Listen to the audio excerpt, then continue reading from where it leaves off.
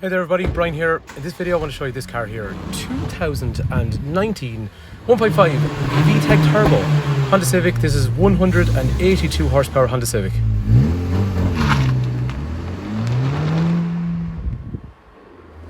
Brian's my name. If there's any information you want on this car, 086 843 1945. So what we'll do before we go for driving the car is we'll just have a look around the features that I like on the outside of the car and the features that I like on the inside of the car, and then we'll go for a quick drive in the car as well. So as you can see, this car is black. On these cars, I just don't think you can go wrong with black. It's definitely one of the nicest colours that they come in. Some of the features I like on the front of these cars. So say for example, on a 1.5 turbo, you get this extra skirt along here, so that distinguishes it from the normal models. There's also LED front fog lights in through here. The headlights, so LED parkers, nice light washers there, and the indicators then and the full headlights, they're all LED as well, so it just gives it, well actually they're very good lights, but gives it a nice kind of upmarket look as well. As a 1.5 then, it also gets a nice side skirt down the side. So what I mean by that is along through here, see the way the skirt actually comes down a bit lower. Again, that distinguishes it from a normal 1 litre or 1.6 diesel model. The wheels are a nice diamond cut finish, so as you can see, like all the Civics, nice shiny reflective finish. The big thing then on the back of these cars is that exhaust. So it is a functioning silencer, but as you can see there, it's quite intricate in the amount of work that's in there. There's a nice hum off it as well. It's kind of hard to bring it across in videos, but when you start the car, there's a little bit of a hum. And then after that, there is a lower kind of valance or skirt along here. Comes up along here, obviously, to expose the exhaust. But again, it looks really sporty. But what I like about it is, it's kind of, how would you put it? It's subtle, so it's not too loud. But when you start the car, you know there's something a bit different about it compared to other cars. And the other thing that's nice then when you're driving behind it, you know, because you have these exhausts up here, that you're, you know, behind something that is a little bit sportier than average. And then in a Civic, I suppose they're always been associated with being a sporty car. So I really like these 1.5s. They remind me of the 160 brake horsepower VTEC VTIs from years ago, kind of similar segment.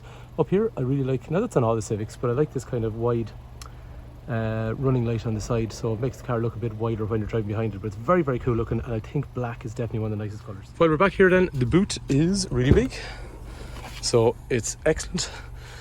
We've had a few of these cars at home. Unfortunately, no 1.5s. How I've managed to do it, I've just never ended up with a 1.5. I always wanted one, but it just never seemed to come around, so we always had 1 litres, which are still a good car. Massive boot, and then after that you can drop that forward, and you can drop that forward. And I've been on holidays like every year for the last 4 years with a Honda Civic, and they're excellent in terms of kind of flexibility. And actually a lot of the time we don't bring our own car on holidays. I normally have a car, we'll say that's a car from the garage or something that's for sale at the time, and usually they are 1.5s. And I'll get onto fuel efficiency in a while because they're strangely fuel efficient. Actually, one other thing, 1.5, if you're looking at a 1 litre or a diesel, there's no chrome around the windows, whereas there normally is on a 1 litre or 1.6 diesel. Now to be fair, I've gone to a point with all these where I take the chrome off them anyway to make it look more like a 1.5. So you might see some of the ones we advertise, but they don't generally come that way. So there is Isofix here, Isofix there. There's an armrest into the centre, 3 head restraints, 3 3-point safety belts. The seats and materials in the back of the car are in excellent condition. There's a kangaroo pocket over here. And in terms of size, if I was to sit behind myself at 6 foot, that's the headroom that you get, and that the leg room's actually decent as well. Dark privacy glass on the rear of these. And another thing then is when you look at the door cards, there is brushed aluminium here. There's a tweeter here and a speaker down through there, and it's the same on the other side too. And there's a child lock back here as well, so if you have pesky kids like I do, you can stop them getting out of the car while you're driving, because they start trying to do that as they get older. Okay, so there is a brushed aluminium set of pedals, which are kind of sporty, height adjustable seat, lumbar support for lower back. That steering wheel then is fully adjustable inwards and outwards. And again, similar materials on the doors for brushed aluminium. Electrics for windows and mirrors. They are folding mirrors in through there as well. And then again, tweeter and a speaker. Actually, while we're at it, so the lights and the wing mirrors and stuff can be controlled from the key. So if I get the key, I can turn on the lights. Or similarly then, I can also bring up the windows and also, retract the wing mirrors. So lock the car once, lock it a second time. This will be front and rear, and then you can see those wing mirrors are also retracting as well. Anyway, what I'm going to do is run through the cabin, and then we'll go for a drive, because let's face it, if you're looking at 1.5, it's really going to be important as to how the car drives. I can't find where to put the key, so the key goes in here. Simple things. Wipers are automatic, lights are automatic, so they dip when you meet traffic and they come on daytime, nighttime themselves, fine. cruise control and speed limiter, so you can limit your speed via a speed sign. If it sees like 60, 80, 100 kilometers an hour, it'll actually recognize the sign and it'll slow the car down to respect that. You can have in through here, I can set on a lane keep assist, which is going to keep me dead center, or just not to be confused with a lane departure warning, which just warns me when I drift out my lane. So similar features, but slightly different. Headlight washers in through here, front and rear parking sensors, which goes through, goes with even a big reverse camera in through there. So just while we're sitting in the car, armrest in through here, USB there, that moves backwards and forwards. Drinks holders, which can be turned into 2 drinks holders. Automatic park brake. There is an eco button even to reduce how aggressive the cruise control and the air conditioner is, and the throttle response in favour of fuel efficiency. Nice 6-4 gear gearbox, you'll see that when we're driving.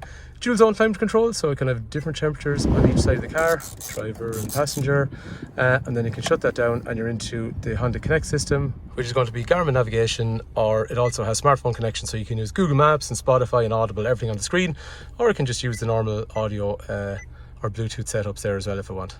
Audio controls from the steering are over here as well, so if you don't get too distracted by the screen, use these guys here. Safety wise, driver, passenger, curtain, side airbags. All the safety features for lane keep assist. It has anti-collision, so under 30 kilometers an hour it's going to try and stop you if you're about to impact an object and you don't touch the brake pedal. So actually a really safe car as well. And like I was saying to you, fuel efficiency, right? This car has covered about 1,600 kilometers, and it's sitting now, it was actually sitting at 5.9. I probably drove it on a little bit over the last couple of days. And I'm not going to lie to you, I take these cars in and I like them a lot. So I actually have driven this car. I've put about 1,600 kilometers on it because I enjoy driving it, but I better sell it because that's what our job is. But it's averaged 6 litres per 100 kilometers in that 1,600, and I wasn't going easy or anything like that. So they are surprisingly easy in fuel. If you had to ask me which is easier, the 1.5 is easier than the 1 litre, and I can say that from experience. One thing that's on the 1.5s that's not on the diesel or the 1 litre is it has a boost gauge. So I can toggle from here to here and I can select that, and then it has a boost gauge. You'll see that when we're driving the car. So driving the car, I suppose that's really the big thing about these 1.5. So like we're saying, 180 horsepower VTEC turbo engine. Very different. If you've had some old high revving Hondas from years ago, this is going to be completely different. This is a kind of a torquey sort of turbocharged drive. But like all the Civics, they sit wide on the road, so it gives you good kind of confidence for cornering, because when they're cornering they feel kind of stable. And then that boost gauge we were talking about, we'll see that when we're doing some acceleration runs in a little while. Nothing major, just kind of showing you how they actually, I suppose, are enjoyable to drive, even respecting speed limits and just using roads in a proper kind of fashion. So they make me confident on the road. Independent rear suspension, I really like driving them. I've no bother driving on a car like this on a back road and just feeling confident about it, you know, in a safe manner. But like, how do you enjoy a car like this and stay within the speed limits? Normal pulling out of a roundabout just like this. Put your foot down, get up to speed. That's where it's enjoyable. You don't have to drive like a crazy person the whole time. It's just, you know, when you're accelerating away from a roundabout, overtaking something, joining a motorway. So things like this, we're coming onto a motorway here. You can put your foot down and you go from, you know, the slow lane to the fast lane and get up to speed. Drop it back a gear, floor the car. You can see the boost pressure builds up, and then there's good acceleration where the car even pulls you up to 120 kilometers an hour. But even in other settings, first gear into second, and again, you're not breaking the speed limit, or starting off from maybe second up into third and still staying under 80 kilometers an hour on a national road, or just flooring it in third and getting up to speed like you would on a normal everyday drive. They are a really nice car to drive. Anyway, if you want a really cool looking, economical, quick car, something that's a bit different, this is definitely something worth considering. So give me a shout. Brian's my name, 086 843 1945. Call, text, WhatsApp, whatever suits. Hopefully the video is useful. Hopefully the car is of interest. Thanks a million for watching.